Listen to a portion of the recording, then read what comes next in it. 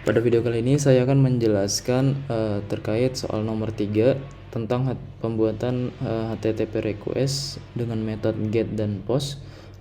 Lalu di dalam program terdapat struct, workspace, dan modul. Lalu program akan merespon berupa JSON response dan mengoutput seperti yang ada pada gambar ini. Oke, pertama-tama saya akan membuatkan sebuah main.go, file main.go. Lalu saya membuat folder person, dimana di folder person nantinya terdapat person.go. Lalu saya membuka terminal, saya menginisialisasi modul pada person.go dulu. Kita masuk ke dalam person, lalu di dalam person saya akan membuat go mode init person. Nah, di sini akan muncul file baru dengan modul person. Nah, lalu saya akan back ke API person, ke folder rootnya. Lalu saya akan membuat go work init. Nah, oke, jadi di dalam go.work ini saya akan menggunakan atau kita menggunakan use modul di person ini. Jadi sini ada modul person, kita akan import dia ke dalam main.go, ke dalam folder root, sehingga kita bisa gunakan modul tersebut person. Lalu kita buat package person dulu, menurut besar package main.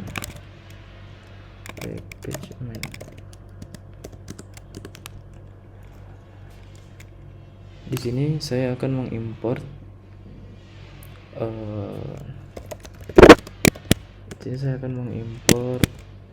encoding HTTP dulu, HTTP net/http.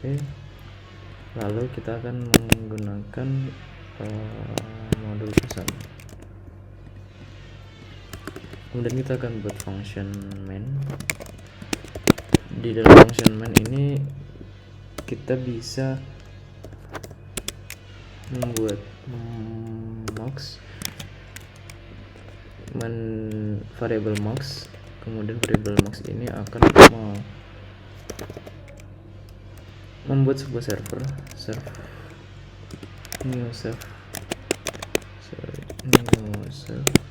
new serve map. Lalu kita http listen supaya kita bisa buka servernya di port 5050. Nah, ini kita bisa buka di browser. Servernya ini harusnya udah jalan ketika kita ngerun programnya. Lalu di sini saya akan membuat sebuah root dengan handle function. Kemudian di dalam handle function ini saya akan mendeclare sebuah root nama. Nah, jika di URL-nya antara ada slash nama, kita akan memanggil person handler. Kita akan membuat person handler nanti di file person.go. Untuk root yang kedua, ini adalah kita define semua data. Jadi ketika URL-nya adalah semua data, maka dia akan mengeprint atau mengoutput semua data yang ada yang sebelumnya udah dimasukkan. Semua data. Kemudian di sini kita akan mendefine function semua data. Dan semua data ini akan kita buat di person.go juga. Lalu kita pergi ke person.go. Di sini saya akan mengimport encoding /JSON, lalu ada method HTTP. Lalu di sini saya membuat struct karena persyaratannya terdapat struct. Jadi kita buat type person dulu, person struct, ada nama ini berupa string dan apostrophe JSON nama.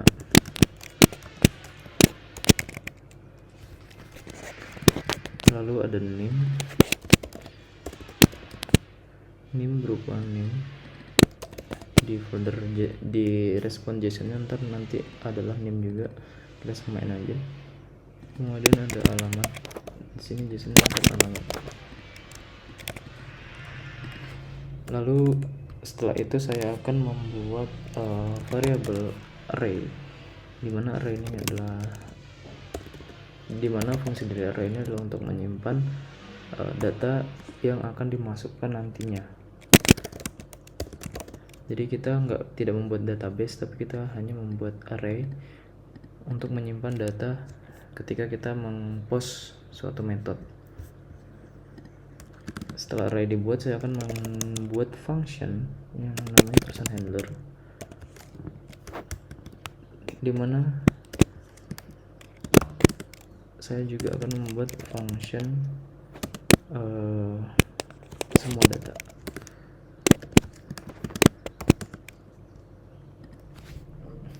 Dimana function person handler ini saya gunakan untuk method post, dan function semua data ini adalah untuk method get.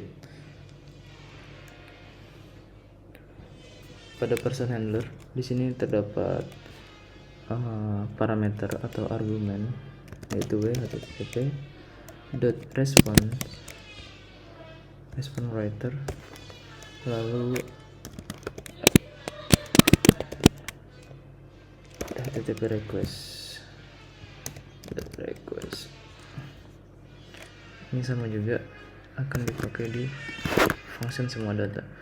Lalu di sini saya akan if jika R atau HTTP request-nya itu metode dari HTTP request itu sama dengan post,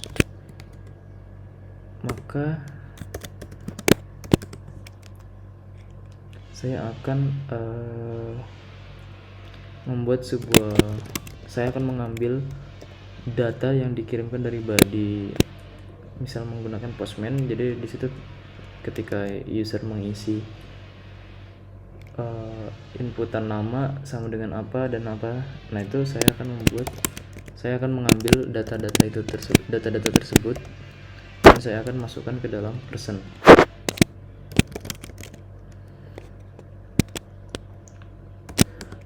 Jadi person ini saya ngambil dari person struct. Ini berupa nama, dimana nama ini adalah r.form value. Jadi r ini adalah yang ada di sini yang dikirimkan lewat parameter, kemudian form value-nya ketika berupa nama, maka dia akan disimpan di dalam variabel nama ini. Lalu terdapat name juga, r.form value name. Lalu terdapat alamat. Itu setelah saya mengambil value dari nama, name, dan alamat, saya tentu akan memasukkan ke dalam array. Jadi person yang sudah saya declare di sini, saya akan masukkan data-data ini yang saya ambil dari body request HTTP tersebut, lalu saya masukkan ke dalam array. Person sama dengan append person. Jadi person yang di sini adalah array di sini, lalu yang person di sini adalah variabel yang isinya ada nama, name, dan alamat. Lalu di sini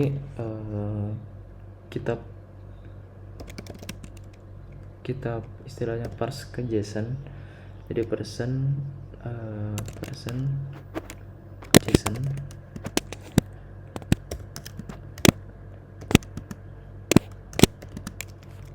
kita pakai JSON.Marshall, kemudian kita istilahnya nge-restructure yang dari person ini, kita buat dia dalam bentuk JSON.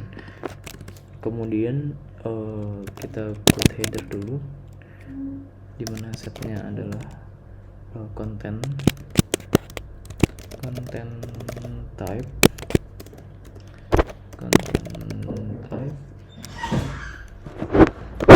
lalu application /JSON. Lalu saya akan membuat write ini untuk merespon JSON ketika berhasil mempost dengan memanggil metode post ini, person JSON. Oke. Lalu di sini ada if dan else-nya. Ketika bukan metode post, maka kita akan nge-print HTTP error. Kemudian invalid request method.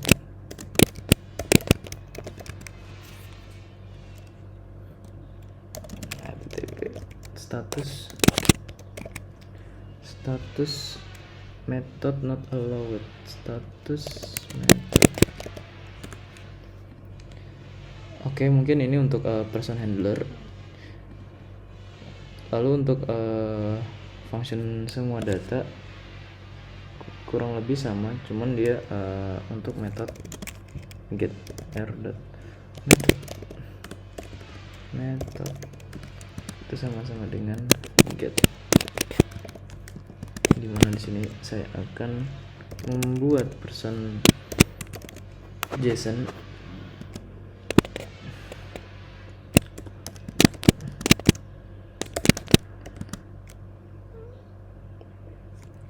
JSON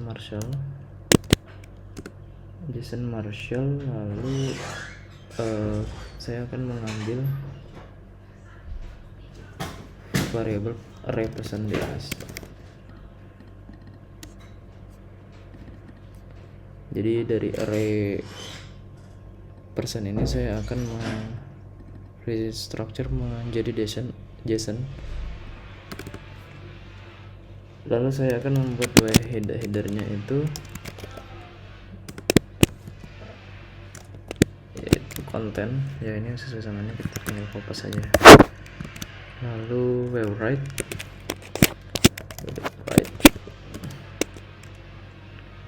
kita presentation. Oke, lalu else nya sama, kita invalid request method. Oke, mungkin untuk function dan metode-metodenya sudah saya buat di sini. Jadi untuk alurnya, semisal user atau ada request /nama, maka dia akan memanggil function person handler. Pada function person handler ini membutuhkan parameter ini. Lalu pada parameter ini terdapat data-data misal berupa body atau dan lain-lain, ada metode juga. Nah, di sini kita ambil metodenya, kemudian kalau metodenya itu post, baru dia bisa masuk ke dalam codingan ini. Lalu kita akan mengambil value dari yang dimasukkan di dalam postman. Misalkan nama, NIM atau alamat, kita akan ngambil itu dan masukkan di dalam variabel nama, NIM sama alamat ini. Kemudian setelah itu kita akan masukkan dia ke dalam array. Setelah kita masukkan ke dalam array, kita restructure arraynya menggunakan JSON Marshall menjadi array to JSON. Nah, habis habis nilainya tersebut menjadi JSON, kita akan merespon berupa JSON. Oke. Lalu yang kedua, ketika parameter atau URL-nya itu terdapat slash semua data, artinya kita akan memanggil function semua data di sini. Sama seperti tadi, dia juga butuh request dan HTTP request. Nah, kita cek dulu apakah metodenya itu get.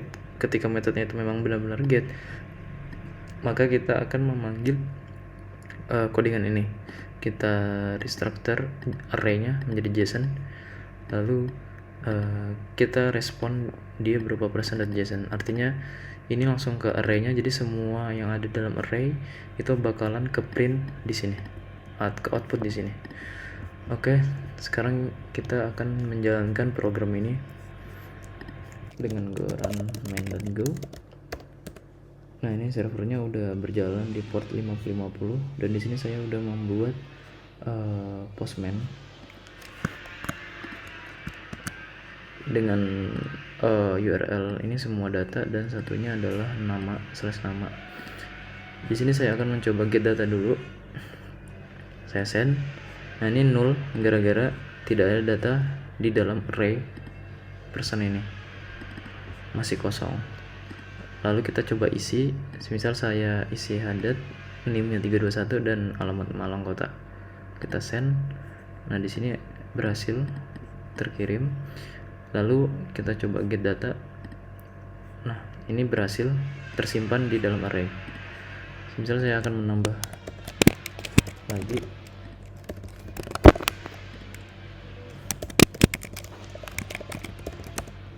Kemudian saya akan send. Nah, di sini berhasil terkirim datanya. Lalu di sini saya coba send, apakah muncul data yang terbaru? Oke, muncul. Bisa dilihat di sini. Oke, mungkin sekian program untuk membuat HTTP request berupa get dan post, dan juga menggunakan struct, lalu terdapat modul, library modul, dan juga workspace-nya. Mungkin sekian penjelasan dari saya. Terima kasih.